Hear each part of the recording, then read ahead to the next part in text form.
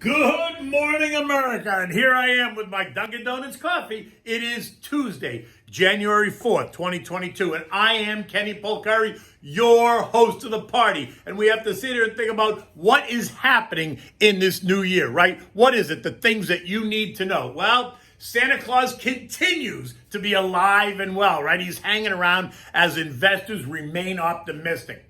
Apple became a $3 trillion company for 2 minutes yesterday, and this morning it looks like investors are going to push it even higher.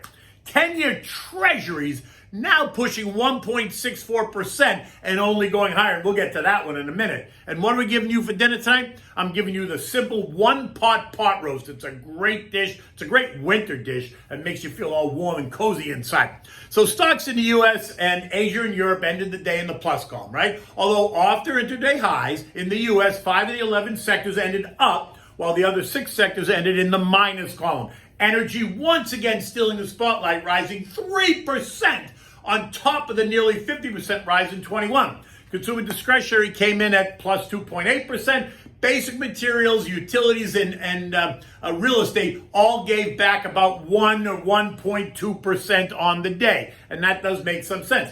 Apple became a $3 trillion company at 1:45 p.m. on January 3rd after piercing $182.88. Yet it did not hold on to that level and it closed below at 182.01, leaving it still in the high $2 trillion range. Tech disruptor names finding a bunch of bargain hunters, helping that sector to move higher, right? Think the January effect. That's when some stocks tend to rise in the first month of the year following a year-end sell-off for tax purposes. The ARK ETF up 2%, Roku up 2.5%, Teladoc up 3.2%, Tesla up 11%. There was some news there as well. Coinbase and Palantir also up. Home builders, XHB coming under pressure, falling nearly 2% after gaining 54% in 21. And this makes perfect sense as the 10-year Treasury spiked 13 basis points or 6% in one day, going from 1.5% at 5 o'clock in the morning to 1.6 by the closing bell. And this suggests that mortgage rates are soon to follow and money's going to become more expensive, and that should put at least a cap on these runaway prices in housing, home builders, housing, and existing and resales and all that. Massive airline cancellations that we've seen over the past 2 weeks and expect to see for the foreseeable future did little to cause investors to run away. In fact, they went running right into it. The JETS ETF, right, JETS, gained 3.2% on the day. Recall, though, that it's down 16% since early November on the Omicron fears. So this is one of those January effect trades, right? Fast money looking for short-term opportunity. And the XLF, that gained 1.2% as the prospect of higher rates caused investors to move into the financials group with more faith. Understand that the XLF trade is not a short-term opportunity. That one, for me at least, expect to be a longer-term opportunity and to do well in a rising rate environment. I, for one, am adding to that position. At the end of the day, the Dow rose 250 points or 0.7%. The S&P up 30 points, 0.6%. The Nasdaq gained 190 or 1.2%. The Russell up 28 points or 1.2%. And the transports, which absolutely killed it last year, up 34%, fell 175 points or 1%. Oil, which was up strongly in the morning pre-market, ended up 80 cents on the day to 76.01 a barrel and is up again this morning. The bottom line is that while the outlook is positive, the reality is that the Fed is going to have to do a come about, right, in sailing, to change the direction of the sail to accommodate the changing wind. And that is not being reflected in the action just yet. And maybe that's because the White House is looking to pack the Fed with more doves. Recall that there are 3 open spots, and this morning we hear that one of them is Sarah Bloom Raskin. And she's defined as a moderate dove. And if that happens, then maybe, just maybe, we won't get 3 rate hikes, or we won't get the more aggressive 4 hikes that some have been suggesting. Nor will we get hikes greater than 25 basis points. That seems also to be the call. Remember, in late December, there was speculation that we were going to potentially see an abrupt end to the taper and a more aggressive hike of 50 basis points. And that sent shivers through the markets in mid-December, right? And now they've been able to shelve that speculation, keeping it out of the media and downplaying that possibility, but I'm not convinced yet. I'm still in the camp that as we get the latest reports on CPI and PPI later this month, it's going to become even clearer that the Fed needs to move, which is why I'm building a cash position in my 401k that's going to allow me to jump on what I expect to be lower prices in the not so distant future. Remember what I told you yesterday. Pay attention to what St. Louis Fed President Jimmy Bullard has to say on Thursday after the FOMC minutes. The day after they released those minutes, right? Now, while no one is going to be surprised by what the minutes have to say, Bullard's comments may catch the markets and investors by surprise because he's much more hawkish, right? Remember, he's become more hawkish, and that's one of the, he's the one who floated the idea that the Fed needs to be more aggressive in the new year. He indicated that they need to quicken the pace of the taper, and they need to consider larger incremental rate increases. Think 50 basis points versus 25 in order to combat this out of control inflation. Now, we said all this last year when he was not a member of the FOMC committee. So his comments were not supposed to be reflective of the subcommittee within the Fed. But in usual Fed style, that is exactly what they were meant to do. It is the Fed's way of floating the balloon, to take the temperature of the markets, to help guide policy. And remember when he said all that, the mainstream media was becoming hysterical about Omicron. And the markets fell, the media blaming Omicron, while I said, no way, it's not about Omicron. As many were quietly buying stocks, right? Omicron is not the reason the market sold off, because only 2 days later, investors were pushing the indexes to new highs, and 2 weeks later, they continue to push them to new highs. So let's be clear. The U.S. is a hot red zone. Look at any map. Every inch of the map covered in red as some hysterical journals try to push the variant story. Yet investors are taking stocks higher, suggesting that Omicron and its cousins are not a concern for investors. Don't kid yourself. It is all about investor expectations, and a more aggressive Fed was not part of the expectations, although it may be if they can jawbone it. Yesterday's eco data was in line for manufacturing PMI, right? It was, but construction spending was a bit weaker, right? Today we're going to get another read on ISM manufacturing, and the markets expect a 60 handle. That's bullish. We got the JOLTS job openings expected to be north of 11 million available jobs, and total vehicle sales are expected to jump from the high 12s to 13 million units. Tomorrow you're going to get ADP, we're going to get market services PMI, which is a key number considering the U.S. economy is 75% services. And then we're going to get the FOMC minutes. This morning, U.S. futures are up again in what has become a broken record, right? But it is a new year. There are new monies being allocated to investments and retirement plans in January. And that typically does give an early boost to the markets. But that fades quickly as we move through the month, right? My continued advice is to add money over time and not in one fell swoop. Put the money into your account and hold it in the cash portion, and then put it to work gradually, taking advantage of opportunities as they present themselves, and they will present themselves, I think, in the first half of the year. At 6 o'clock this morning, Dow futures are up 120, S&P's up 16, the Nasdaq ahead by 60, and the Russell up by 10. The 10-year Treasury is pushing now 1.64% and going higher, right? The yield will go up as prices of bonds go lower, and that's going to happen. Optimism about recovering global growth and expected earnings, good earnings, continued momentum in earnings is what's driving the moves now. Remember, the earnings season begins next week, and expectations are running high.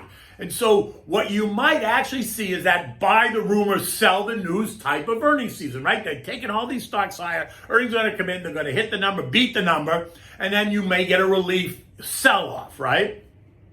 Nothing to be concerned about, but don't be surprised. European markets are in the green this morning. The FTSE's up 1.3%, the CAC up 1.3%, the DAX up 1.3%, Eurostoxx up 1%, Spain is up 0.6%, and Italy's up 0.8%. All this even as some European countries are reimposing restrictions and lockdowns. Economic expectations for today include French inflation for December, German unemployment in December, and Portugal's consumer confidence, and the markets are acting as if none of this really makes a difference. Investors are not concerned about those data points. Oil this morning, like I said, is up another 60 cents to $76.70 a barrel. OPEC is holding a meeting today, and the expectation is for them to stick to the plan and add 400,000 barrels to the supply chain in February as energy demand remains, guess what, robust.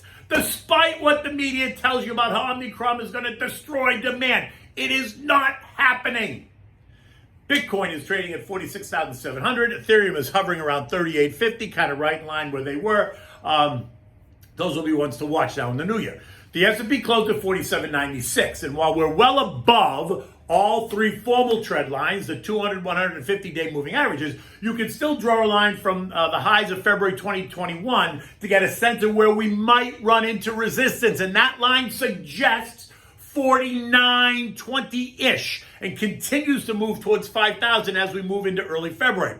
Any unexpected negative news could see the market pull back swiftly, but that's not what concerns me. I'm focused on the Fed and on future Fed policy to help drive my investment thesis. Value, dividend payers, and big multinationals in the energy, consumer staples, and industrials are overweight for me, while artificial intelligence, cybersecurity, and space infrastructure and cryptos remain areas of interest and investment.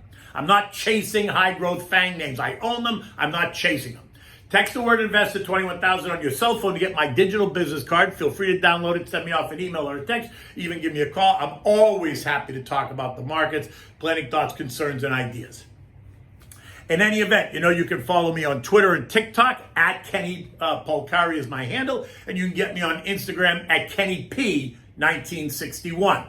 Okay, so what are we doing for dinner tonight? I told you this is a simple pot roast. And in the wintertime, this is a really great dish because it just makes you feel all warm and cozy, right? It is a simple meal to make.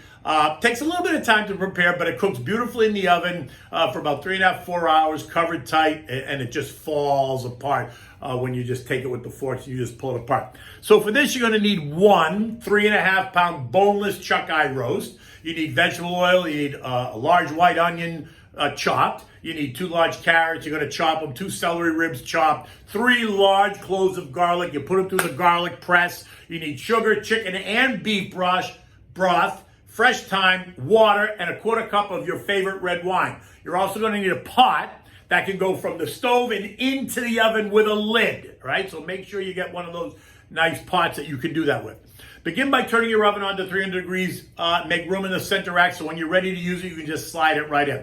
Now, you're going to pat the roast dry with paper towels and then season it generously with salt and pepper all over, right? Pat it down. You can massage it, rub it a little bit if you want. Now, in this pot, put it on the stove, put some oil in it, and heat it up till the oil shimmers, right? Now, brown the roast on all sides. So turning it takes you about maybe 10 minutes to get it nice and brown, a little bit crusty. Now, transfer that to a plate for 1 second. Just set it aside. In that same pan, turn the heat down to medium. Now you're going to add the onion, the celery, and the carrots. Saute that for about 10 minutes. Now add the garlic. Add 2 teaspoons of sugar. Stir it to mix it all up. Now add in 1 cup each of the chicken broth and the beef broth, and you can put in a twig of thyme. Return the roast to the pot now, and any of the juice that it produced on the plate, just add that in. Now add enough water to bring it up just to the side of the roast. Don't cover it, just to the side. You want it bathing. You want to cover the pot with tin foil and then put the lid on it to secure it. When the liquid begins to simmer, transfer it to the oven. Turn the roast every 30 minutes or so until fork tender. Should take you about 3.5 to 4 hours, right? Now, remove the roast. After that, remove the roast and put it on a plate. Cover it with tin foil. Let the liquid in the pot cool for about 5 minutes. If there's any fat that rises up, just skim it off. And then you can take out the sprig of thyme as well. You can toss that away. Bring it to a boil so it reduces by half. Now add in a 1/4 cup of the red wine. Boil it again for about 2 minutes to allow the alcohol to burn off. Taste it. Season it with salt and pepper to adjust if you need to.